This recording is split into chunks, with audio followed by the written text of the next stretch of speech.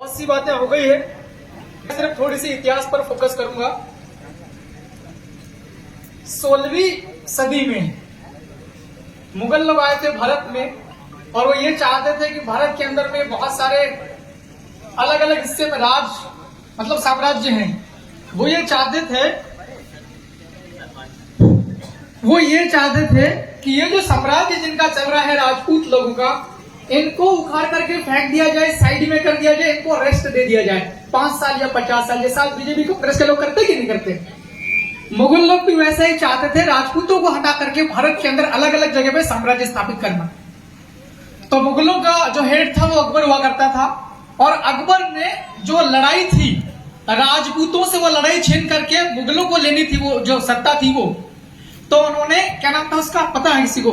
मान सिंह ऐसा नाम था ना। मान सिंह को लड़ाई ठेके में दे दी थी। और सही कह रहा हूं, ये देख लेना, आप खोल के कर लो गूगल पर। तो मुगल जो सम्राट था अकबर, उसने ठेके में लड़ाई दी मान सिंह को। और वो आज आज उसको राजस्थान कहते हैं, और पहले उसको राजपूताना कहते थे। तो राजपूताना की जो लड़ाई थी, उसको राजपूताना की लड़ाई को लड़ रहे थे राणा प्रताप सिंह।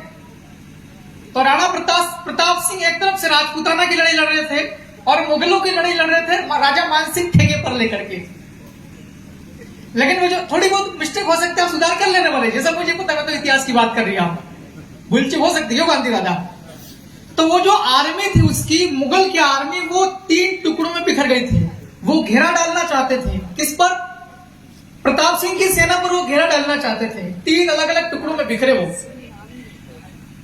राजा जो मान सिंह था, मान सिंह मतलब मुगल, उनकी सेना के लगभग, सोचना थोड़ा आंकड़ा गणित का, 50,000 से ज्यादा लोग थे सेना में। कितने?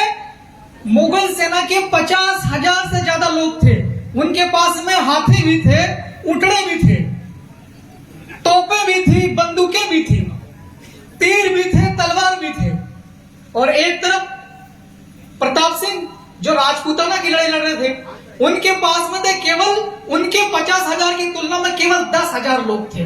कितने? ओनली 10,000। उस 10,000 में हल्दी घाटी के आसपास का जो जंगली इलाका था, डूंगर वाला इलाका, उस डूंगर के 3,000 आदिवासी लोग भीड़। उनने सोचा कि ये तो मुगल लोग हैं, जो राजपूत समाज के लोग, इनको ठोकने के लिए आए हैं, मगर जब राजपूत हार जाएंगे तो तकलीफ तो हम भील लोगों को भी होगी।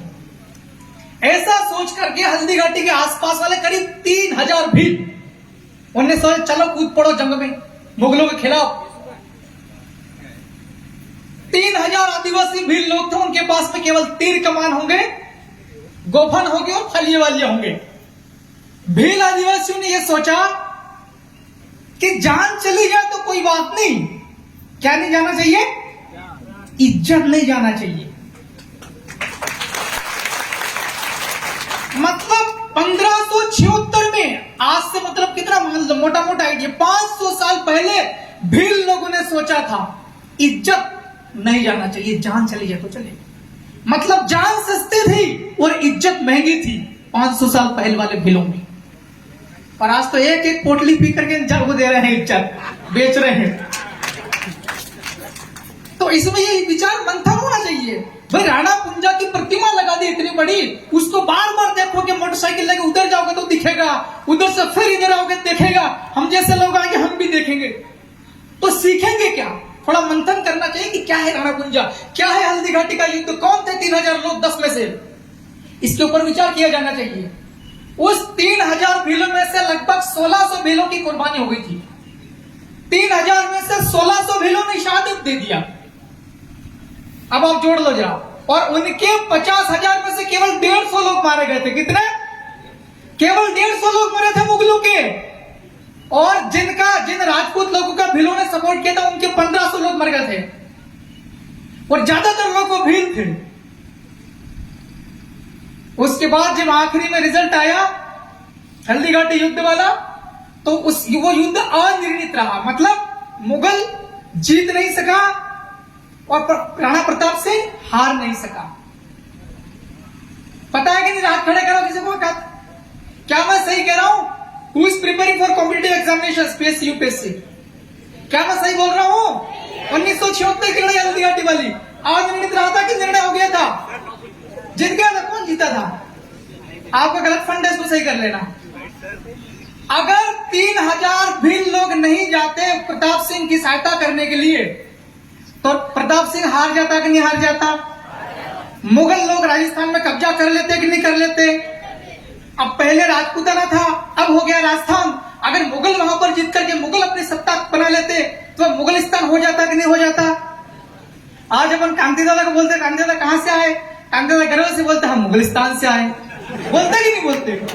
अगर वो लड़ाई हार जाते तो, अगर वो लड़ाई हार जाते तो, सही है कि नहीं?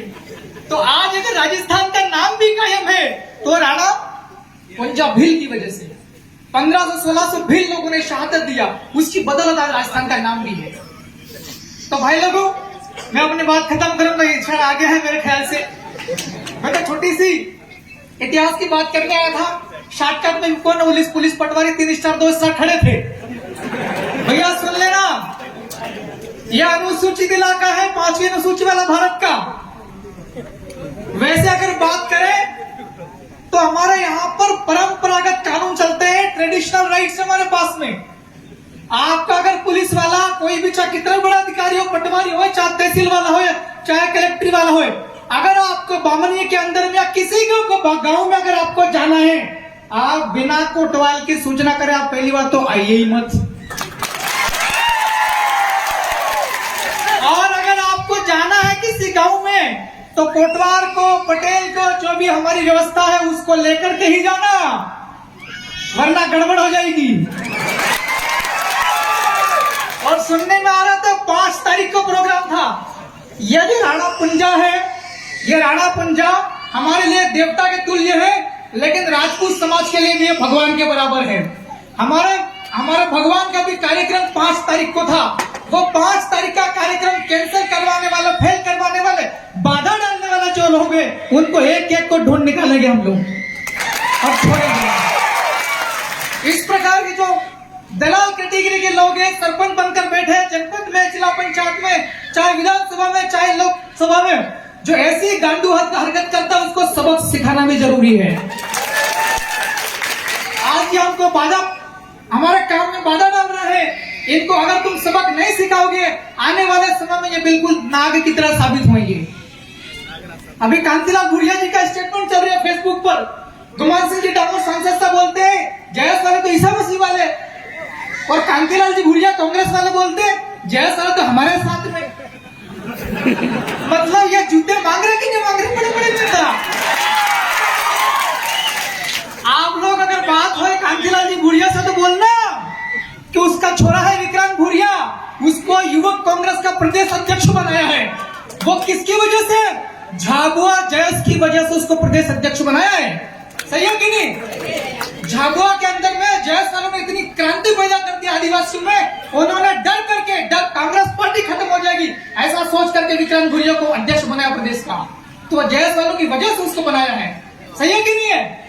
अगर यहाँ पर जयस मजबूत नहीं होती, जयस का डर नहीं लगता, तो युवक कांग्रेस का अध्यक्ष धार जिले का हो सकता था, जबलपुर का हो सकता था, भोपाल का हो सकता था कि नहीं हो सकता था?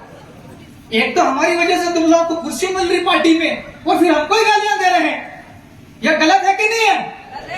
तालियां कम बज रही, मतलब कांग्रेस वाले भी होंगे।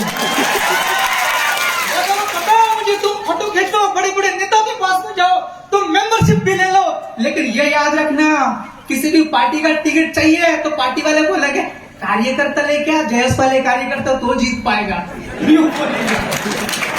तो मेरा कहना है कि राजस्थान में कैसा चल रहा है, थोड़ा थोड़ा उनको फॉलो करो। कौन सी आप क्या बोलते हैं, आप रहे सिलेक्शन प्रणाली, उसको भी करो ठीक ठाक। हमारे तो ऐसा ही किया था, सेलाना में 4 में से 4 जीत के बैठे, एक ही चंदू बैठा आपके सामने। हाँ वो वही पूछे होते, तो बहुत बहुत शुक्रिया। इंकलाब जिंदाबाद। थोड़ी बहुत किसी को मिर्ची लगे हो भाई बुरा मत मानना। जवान